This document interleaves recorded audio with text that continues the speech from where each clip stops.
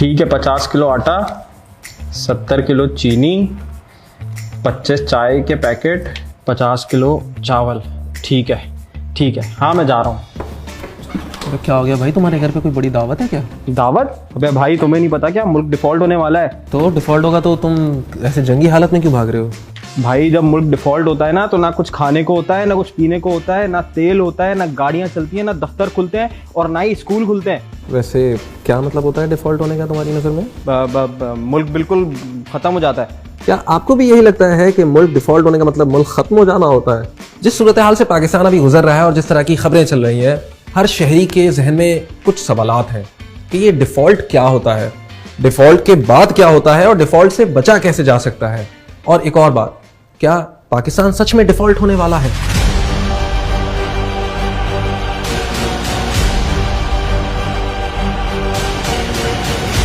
अच्छा भाई, तो चलो तुम ही बता दो कि डिफॉल्ट होता क्या है, और अगर पाकिस्तान डिफॉल्ट कर जाता है तो क्या होगा? भाई किसी भी मुल्क को चलने के लिए पैसे चाहिए, ये तो तुम्हें पता है। तो पैसे कैसे आते हैं? या तो मुल्क बहुत सारा सामान बनाता है और बाहर बेचता है और वो बाहर से पैसे या डॉलर्स कमाता है। दूसरा तरीका ये होता है कि उसके बहुत सारे लोग बाहर काम करने जाते हैं और वो रेमिटेंस भेजते हैं, तो उससे डॉलर्स आते हैं।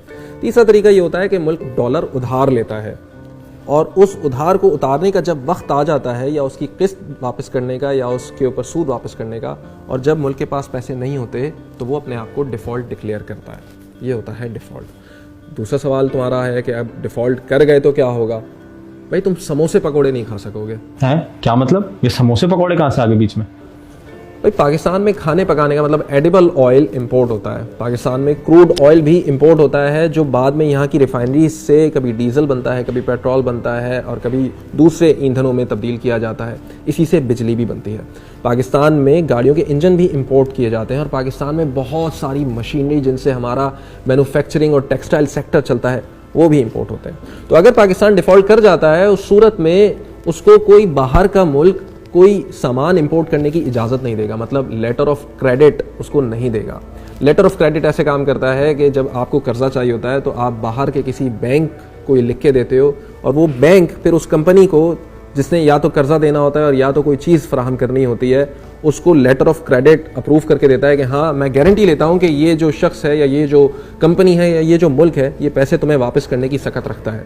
लेकिन डिफ़ॉल्ट हो जाने के बाद हमें ये लेटर ऑफ क्रेडिट नहीं मिलता। तो हाँ, इसका वर्स्ट केस सिनेरियो ये है कि बहुत सारी जॉब्स चली जाएंगी, और अगर हम क्रॉप बनाते भी हैं, मतलब हमारा एग्रीकल्चर सेक्टर स्ट्रांग भी है, तो उसकी ट्रांसपोर्टेशन के लिए हमारे पास गाड़ियाँ भी नहीं होंगी। तो पाकिस्तान यहाँ तक पहुँचा कैसे? भाई अपनी आज़ादी से लेकर आज तक पाकिस्तान की माशी सूरत हाल कभी भी मुस्तहकम नहीं रही। इसकी कुछ वजूहात तो बाहर की मतलब एक्सटर्नल हैं, लेकिन इंटरनल भी बहुत सारी वजूहात हैं। मिसाल के तौर पर पाकिस्तान की जितनी आमदन है, मतलब अगर $100 आमदन है तो पाकिस्तान का ख़र्चा $220 है। तो हर साल अगर पाकिस्तान $100 कमाता है तो $220 खर्च करता है, मतलब वो $120 के खसारे में है। अब ये खसारा कैसे पूरा होगा? क्योंकि पाकिस्तान के पास तो ना मैन्युफैक्चरिंग सेक्टर इतना स्ट्रॉन्ग है कि एक्सपोर्ट्स बहुत ज़्यादा हो, ना पाकिस्तान इतनी ज़्यादा सर्विसेज बाहर देता है कि वो अपने डॉलर हासिल कर ले, ना पाकिस्तान के इतने सारे लोग बाहर से रेमिटेंसेस भेज रहे हैं कि वो खसारा पूरा कर दें। तो ये जो $120 का खसारा पूरा करना होता है पाकिस्तान को, उसके लिए उसको चाहिए होते हैं लोन्स।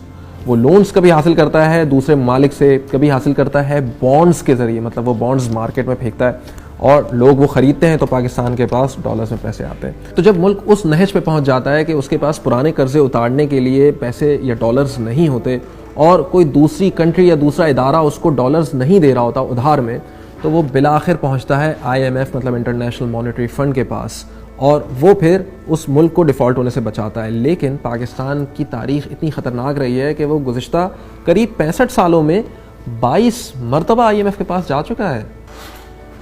तो भाई हम एक काम करते हैं, हम नोट छापते हैं और इतने नोट छापते हैं कि IMF का लोन चुका देते हैं। जिम्बाब्वे ने भी यही गलती की थी, फिर पता है उनका अंजाम क्या हुआ? क्या? वहाँ के लोगों को रोटी खरीदने के लिए भी इतने सारे बंडल देने पड़े रुपयों के। वो क्यों? इसको एक मिसाल से समझते हैं। ये मेरा मोबाइल रखो। Thank you. नहीं, मिसाल के लिए दे रहा हूँ। अच्छा। इसके एवज में तुमसे चाह रहा हूँ कि मुझे कोई सबूत दो कि मैंने तुम्हें मोबाइल दिया है। तुम क्या दोगे?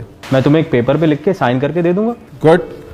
लेकिन अगर तुम वो एक की बजाय 5 पेपर पे लिख के दे दो, तो क्या इसका मतलब तुम्हारे पास 5 मोबाइल फ़ोन आ जाएंगे? नहीं, मोबाइल फ़ोन तो एक ही रहेगा मेरे पास। तो इसका मतलब चाहे तुम 1 पर्ची दो, 10 पर्ची दो या 100 पर्ची दो, उसके पीछे वैल्यू तो एक मोबाइल की है ना। अच्छा, तो हम अपने रुपए तो छाप सकते हैं, डॉलर नहीं छाप सकते। तो हम जितने ज़्यादा रुपए छापेंगे डॉलर की कदर उतनी ज़्यादा बढ़ती चली जाएगी। तो अगर आज $1 के मुकाबले हमारा पैसा 220 रुपये है, ज़्यादा पैसे छापने से हो सकता है वो 300, 400, 500 रुपये हो जाए, क्योंकि हमारे पास उसके पीछे बैकअप करने के लिए कोई वैल्यू नहीं है। तो यार अगर पाकिस्तान डिफॉल्ट कर जाता है तो फिर क्या होगा? मतलब हम रिकवर कर पाएंगे क्या? पाकिस्तान कोई पहली कंट्री नहीं होगी जो हाकिम बदहन डिफ़ॉल्ट कर जाएगी। आज से पहले करीब 100 से ज़ायद कंट्रीज़ डिफ़ॉल्ट कर चुकी हैं। और फिर ये होता है कि IMF बीच में पड़ता है या दूसरे ममालिक बीच में पड़ते हैं, वहाँ पे ह्यूमैनिटेरियन एड के नाम पे या मुल्क की रिकवरी के नाम पे उनको कुछ शराइत पेश करते हैं और उनको खाने पीने की एसेंशियल आइटम्स देते हैं, और साथ में ये उनसे वादा लेते हैं कि आज के बाद वो अपनी चीज़ें रिफॉर्म करेंगे, अपनी पॉलिसीज़ बदलेंगे, और अगर उनको कोई उधार मिलेगा तो उसके बदले उनको ज़्यादा इंटरेस्ट रेट्स देने पड़ेंगे। और आहिस्ता आहिस्ता वो रिकवरी के पाथ पे कंट्री स्टार्ट होती है और रिकवर कर जाती है, जैसे स्पेन है।